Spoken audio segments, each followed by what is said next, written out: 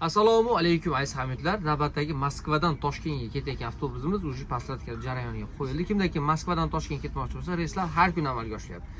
Mana O'zbekiston nomeridagi avtobuslarimizda mana hozirda yo'lovchilarimiz kelib o'tirishdi. Yo'lovchilardan birma-bir fikrini bilib boramiz. Assalomu alaykum akajon, yaxshimisiz? Assalomu alaykum, yaxshimisizlar? Qayerdan keldinglar aka? Navoiydan sizlar. Avtobuslarga ma'qul keldimi? O'zbekiston nomeridagi avtobus ekan, o'sha ko'rganinglar, Uzavto Translans avtobuslarimi? Tavsiya qilsa bo'laveradimi? Navoiylik akalar kelursinmi? Amaki assalomu alaykum. Yaxshimisiz? Charchamasan. Nima deysiz endi Navoiylik akalarimizga? Keldiringlar avtobusda zo'r. O'zbekiston nomerida. Yaxshi O'zbekiston nomerida. Как положено. Tavsiya qilsa bo'laveradi. Bo'ladi. Muomala mazza qiladi. Bizda pretenziyalar yo'qmi? Yo'q. Akalar, ukalar, har xil bo'lar bo'lmas internet tarmog'ida tarqalgan videolarga ishlamanglar. Mana как положено yo'lovchilarni har birini hozir boshdan oxirigacha olib boramiz. Assalomu alaykum. Yaxshimisiz? Avtobusda mana keldingiz, ayolingiz bilan o'tirib oldingiz. Yoqdimi? Ma'qulmi? Tavsiya qilsa bo'ladimi? Polvon, qandaysan? Assalom. Yaxshimi? Avtobus yoqdimi senga? Mana farzandlilar bilan birga ketadigan bo'lsanglar, mana buvasi bilan birga ketyapti vatanga.